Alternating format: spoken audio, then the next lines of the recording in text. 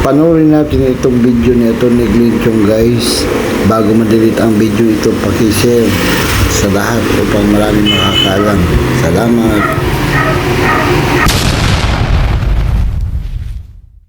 Sa pandaraya ng COMELEC at Smartmatic mula noong 2010, 2013, 2016, 2019, and 2022 general elections. May mga nagtatanong po kung bakit ngayon ko lang po ito ni-release. Ito po ang sagot ko po sa inyo. Actually, pagkatapos ng halalan, anong 2010, 2013, 2016, 2019, and 2022, nilalabas ko po itong mga ebidensya na to.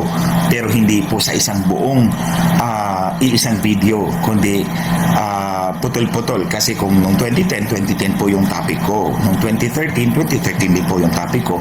Itong lahat na to, nandun po sa aking Facebook account, Glenchong.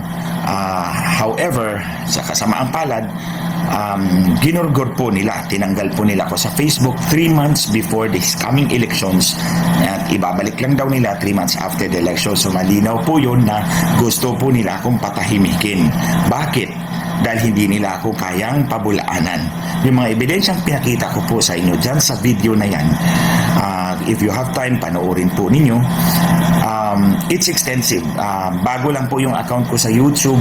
For those who want to find the video in full, you can search sa YouTube Glenchong Heaven's Warrior. So lalabas po yung video na to. Ito at yung isa, yung nauna. So panoorin po ninyo para malaman po ninyo yung buong issue. So ginawa ko po ito because alam kong gustong patahimikin ako ng COMELEC. Unlike kay Atty. Respicio na kinasuhan nila, pinapatanggalan ng lisensya bilang abogado and certified public accountant, pareho po kami CPA lawyers. Now, hindi nila ako kayang kasuhan. Alam ko yon at alam nila yon dahil may ebidensya tayo.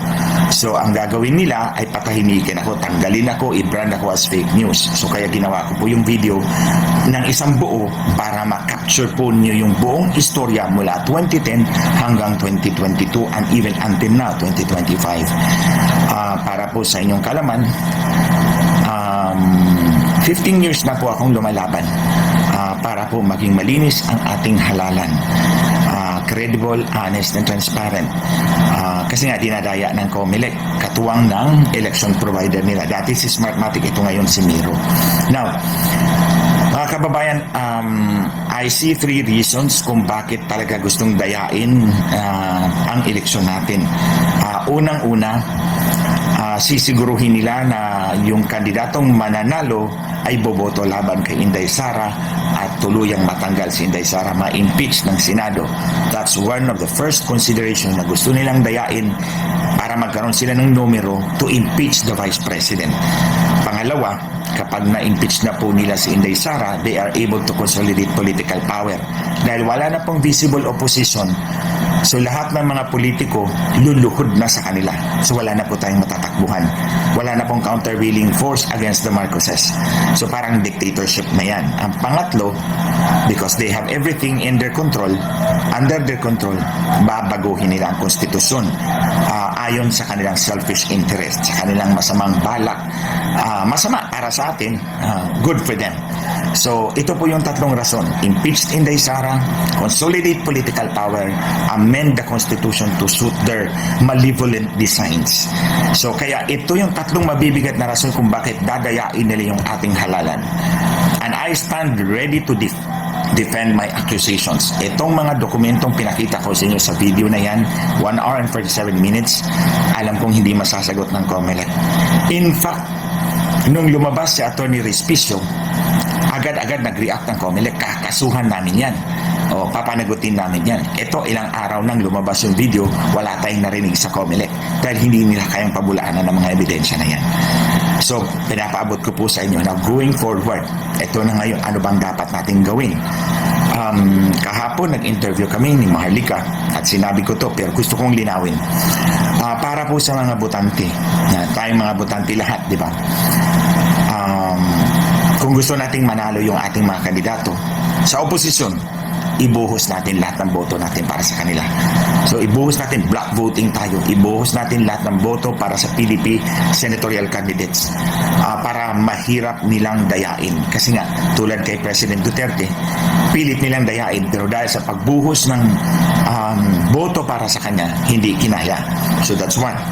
Pero on the day of the election, sa bawat mga botante, ang payo ko po sa inyo ay magdala po kayo ng listahan ng mga kandidatong iboboto po ninyo. Then pag lunok po ng balota ng vote automated cheating machine ni George Garcia, lalabas yung resibo. So ikukumpara po ninyo yung listahan ninyo tsaka yung resibo kung magkatugma, kung ang binoto ninyo ay siyang lumabas doon sa resibo. Kapag hindi po, kumuha po kayo ng picture. Sabihin nyo po sa teacher na nagbabantay dyan sa makina, evidentiary matter to, hindi nagtugma yung aking binoto dito sa resibo. So kunan nyo ng picture at mag-file kayo ng complaint sa electoral board. Tapos meron kayong kopya doon sa inyong complaint. Picturean nyo, kumuha kayo ng kopya, and then ipadala nyo po kay Maharlika o dito sa akin. Magse-set up po ako ng email address kung saan po ninyo ipapadala yung ebidensya at kami na po ang bahalang ipaglaban ang boto ninyo. Pero kung sakaling nagtugma naman, huwag nyo nang picturean. Oo, okay? Huwag nyo nang picturean kasi wala naman kayong ebidensya na gagamitin para mag-complain kasi nagtugma yung inyong kodigo at yung inyong voter receipt. Kapag nagtugma, huwag na kayong mag-take ng picture. Mag-take lamang kayo ng picture kapag ang inyong kodigo at ang inyong voter receipt ay hindi nagtugma. At pagkuha nyo ng picture, yun ang ipakikita nyong ebidensya doon sa electoral board. Pumunta kayo doon sa mga teachers na malapit sa pintuan at mag-file kayo ng complaint. Tapos kunan nyo ng picture, padala nyo kay Maharlika o sa akin para kami na ang mag-ingay para sa inyo. Now, para naman sa ating mga kandidato, tingnan nyo ng maigi yung video na yon, pag-aralan nyo.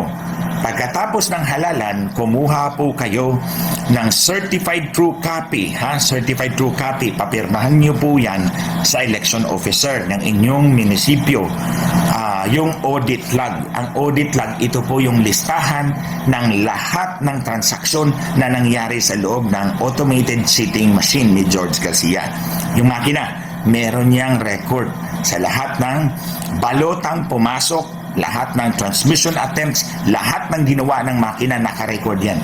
Kumuha po kayo ng certified true copy ng audit log or its equivalent. And then, papirmahan nyo po yan, certified true copy. Pagkatapos, kumuha din po kayo ng kopya ng parehong record doon sa canvassing system o server na nandun sa munisipyo. Kasi yung makina, nagtatransmit yan doon sa munisipyo, sa laptop. So parehong may record yan. Kunin nyo yung record na yan. Ang pangalan doon sa makina is audit log or its equivalent. Andito naman sa server, sa munisipyo, sa Municipal Board of Canvassers, print log or its equivalent. So pareho yan, kunin nyo yan, ipa-certify nyo as certified true copy sa Municipal Election Officer at sabihin nyo, public document ito. May karapatan kaming humingi ng kopya nito because we are stakeholders, kandidato kami. So pagkatapos, ipadala nyo rin either kay Maharlika or sa akin, sa email niya o sa akin. I will post an email address kung saan nyo ipapadala para ma-analyze po natin at mahuli po natin ang kanilang dayaan. Hindi na po pwede na patuloy ng dayain ang ating eleksyon.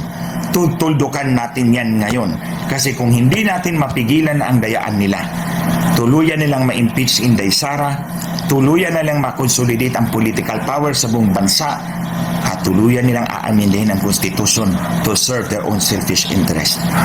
So ito ang mahalaga, ulitin ko, sa mga botante, magdala ng kodigo, at kung sakasakaling hindi magtugma doon sa resibo, picturean, mag-file ng complaint, padala yung kopya ng complaint sa amin with the picture na hindi nagtugma. Para sa mga kandidato, kumuha po kayo ng certified true copy ng audit log ng voting machine at print log ng Municipal Board of Canvasser server para itugma po natin yan at doon po natin makikita yung mga milagro sa transmission. But I encourage you to look at the video, to to view the video in full para maintindihan po ninyo ang buong istorya ng pandaraya sa ating eleksyon mula pa noon hanggang ngayon. Tuldukan na po natin ito mga kababayan because this is an existential threat for you and for me. Tayong lahat ang kawawa. So, sa mga susunod, gagawa ulit ako ng video, ipapalabas ko ulit dito. Dito nga pala, sa YouTube, ang i-search nyo ay Glenn Chong Heaven's Warrior at makikita nyo yung video na yun plus this video. Ito yung pangalawa kong ginawa. Ipakalat po natin para mas marami po sa ating mga kababayan ang makakapanood at maliwanagan so that we will all be united in fighting election fraud. Tuldukan natin to para maging malaya po ang ating mga kababayan. Tayong lahat. Again, the power to change our destiny lies in our own hands. If we choose wisely, we will reap the benefits of a good choice. Lahat tayo mabibiyayaan. Pero, kung dadayain yung eleksyon natin, lahat tayo talo. So, dito lang po muna mga kababayan. Maraming salamat po sa inyong patuloy na pagsubaybay dito sa election issue na to. Patuloy po kaming lalaban para sa ating lahat. Maraming salamat po and God bless us all.